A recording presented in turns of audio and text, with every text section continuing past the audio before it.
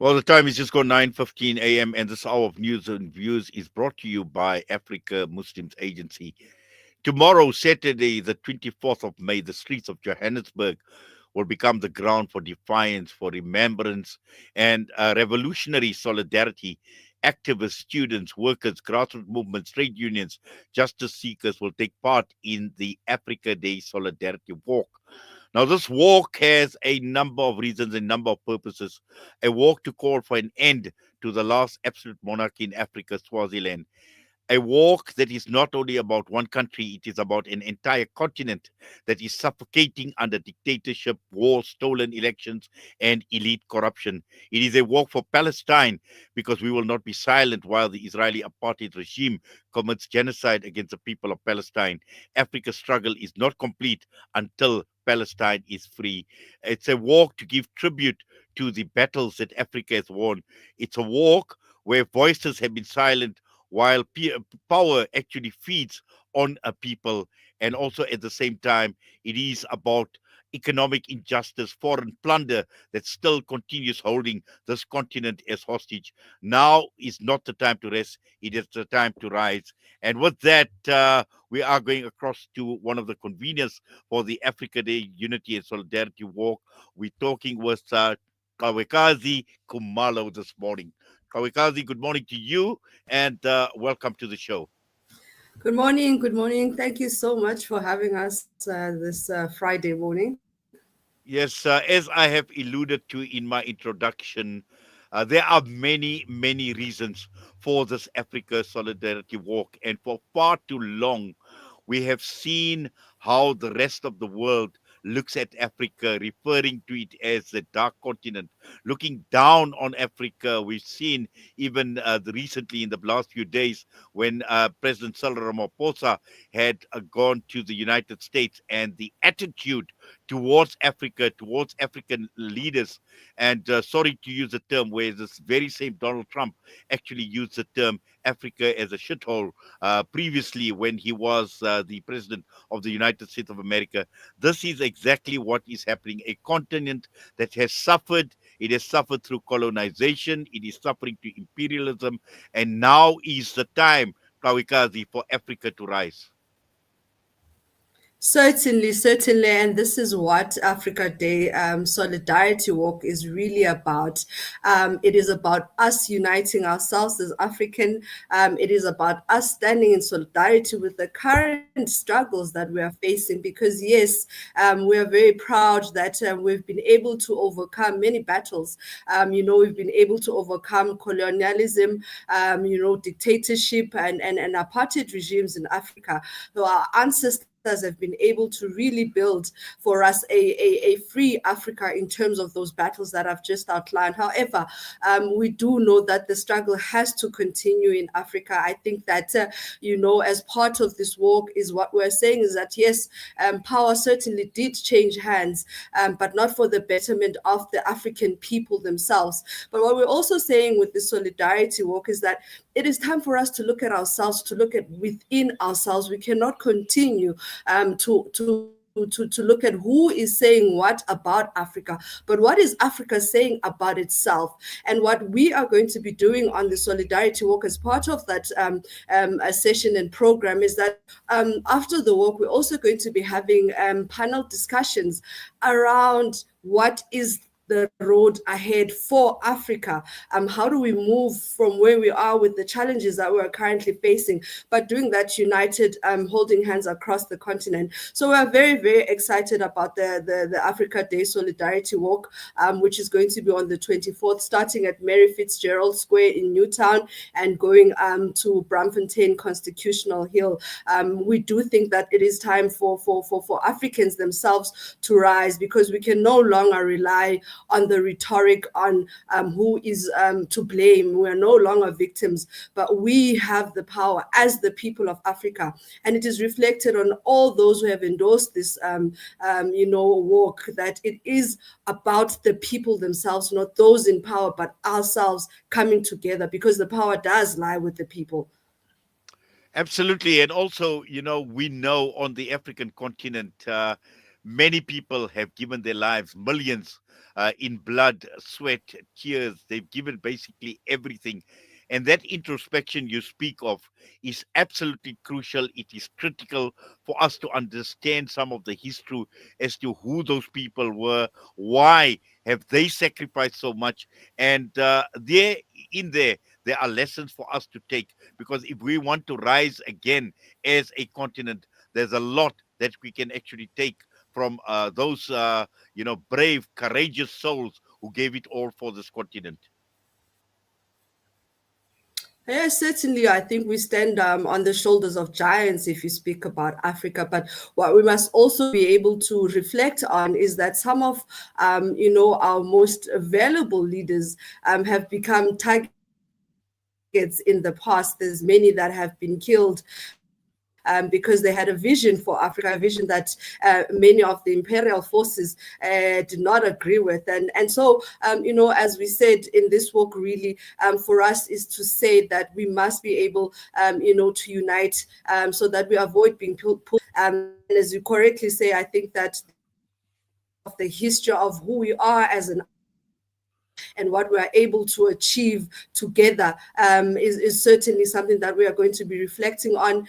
We're going to also be having a declaration because, again, I think that there's a new era in Africa, and it only needs us to take up that era, to chart the path forward, and go on the road and go back to being activists, go back to the solidarity ways in which many of our forefathers were able to offer. Again, South Africa is one example of it in terms of how much solidarity South Africa received from Africa itself. So we need to go back to those solidarity basics in terms of being, united as Africa, so that we can move forward. I think the economic injustices in this continent speak through to the fact that is one of the poorest continents, and yet it is the richest in resources. And that injustice can only be stopped if Africans themselves stand up and say, no, enough is enough.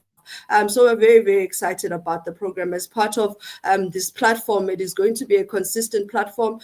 This walk is an establishment of a forum where we are uniting. So we're going to be having a declaration of the walk, committing ourselves as the many organizations and many of those who are seeing the vision and the new era and who want to be part of and want to take part of it, and really ensure that we do work to build a much better Africa than the Africa we are currently seeing. Yes, but also, because I see you are with the Swazi Lives Matter, you are a convener of there as well. But also at the same time, we're talking about sending a very strong message to the leadership in Africa, to the governments in Africa. And we know that the continent has been suffering under dictatorship, stolen elections, elite corruption. Now, this is a cancer that has actually crept through many parts of the African continent. And this is where this message has got to go through, particularly to the leadership, to the governments, because as we introspect on the type of leadership we have in this on this continent. Now, we certainly do have a lot of challenges with regards to African leadership. I think there's a full comprehension that where we are now as African is partially and in a big partial way to the lack of a visionary leadership in Africa, but not just a visionary leadership. I think the leadership of Africa is really more on self-beneficial beneficiation, and quite correctly with the corruption in the continent. And so we are very clear as part of this walk what are some of the areas that we need to touch on, and also we are saying that look, we can't speak of a free Africa when we are tolerating a regime years backwards, and that is the Swazi regime. And part of the standing up of the many organizations and the many African brothers in solidarity with the people of Swaziland is to say that system can no longer be accepted, that system can no longer be tolerated. So for us to be able to move as Africa, we need to ensure that that system is dismantled. And that also speaks to, the leadership in the continent, where they turn a blind eye on such a system. So those are some of going to be tackling as part of this program, which was intentionally set. It's not just about the walk, it is also us getting the space we are able to express and have views and have solutions on where do we move from here. Yes, and let's just take a look at the event that is taking place tomorrow. Take us through some of the key issues as far as the event is concerned. Who will be present, and also, are there going to be any prominent voices that we will be listening to?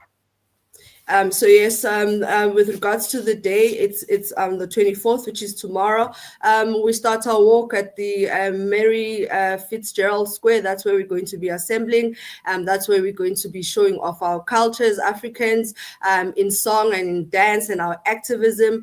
That's where we're going to be having a sharing of, solidarity messages for the day, and with the many organizations. The students, we've got the UJ students, we've got the VERT students that are going to be part of us, and certainly the voices that are rising also in solidarity with the Palestinian people. So we've got the Palestine Solidarity Campaign, and many others, the solidarity campaign. So we've got a number of organizations that are going to be there sharing solidarity messages, and then we're going to proceed and have a peaceful walk through the streets of Johannesburg, where we're going to be walking to Braamfontein in Constitutional Hill, and like I said, I think when we get to Constitutional Hill, and the next part of the program then is the opening remarks, where we are expecting a few people to be coming and giving those opening remarks, and also being part of the panels and discussions. We'll be sharing a lot of information around the program on our socials, and so we are asking everyone, all justice seekers, and all those who believe in a better Africa, to also come and be part of this solidarity walk that we are very much looking forward to, and certainly we believe it is the beginning of many things we are going to see in terms of the new era and how we support a new era in Africa. Well, it's interesting, when you speak about the new era and when you're speaking about university students from UJ and also Braamfontein, and we know that the African population is a relatively young population as well. And it's an ideal audience to actually reach out to young people to realize this new vision for Africa, because we know that many young people are actually caught up on this technological highway, the digital age, all of that as well. And this is an area of opportunity to get young people, particularly, to understand the challenges that this continent has been facing, still facing as well. And it's all about them, and it is about their future on the African continent. No, I totally agree with you. I think that we have to to center everything around young people. So it was very important for us as the organizing team of the Africa Day Solidarity to have young people present, represented, and being part of this walk, and this call, really. And I think the approach that we must really give in terms of young people is really to say to them that they are not the future, they are the current.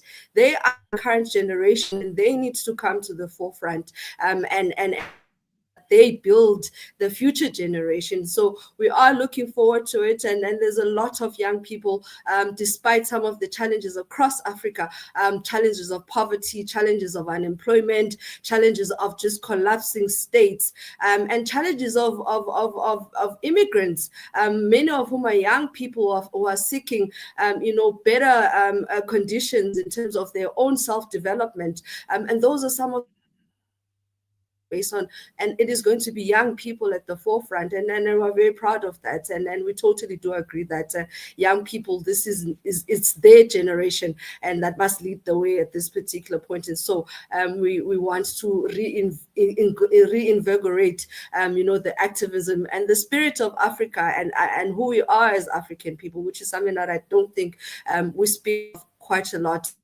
We are unique as Africans.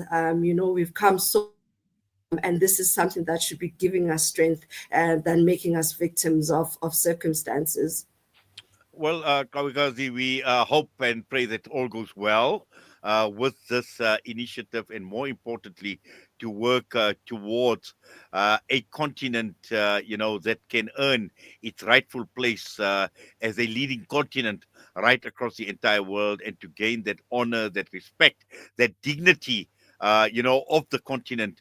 And also at the same time, to send a very, very strong and a very, very profound and a powerful message to the rest of the world, to the likes of those who have colonized this continent, the likes of Europe and the United States, and everyone else who is actually scrambling for the resources in Africa, and to a large extent has led to the corruption that we see, that the type of leadership that we have on this continent. We hope that obviously this is going to be the beginning of great change for the African continent, for the benefit of the people of Africa. And with that, we will continue still promoting this event until tomorrow. But we wish you all the best. And at the same time, we thank you. We do appreciate you taking time out with us this morning. Thank you so much. One Africa, one love. Thank you. Well, that was Qhawekazi Khumalo joining us this morning. And just to remind you of the Africa Day Solidarity Walk, no to dictatorship, no to occupation. And it is taking place tomorrow. Assembly Point, Mary Fitzgerald Square in a new town, and then heading through to Constitution Hill starting at 9 a.m. With that quick break, we'll be back.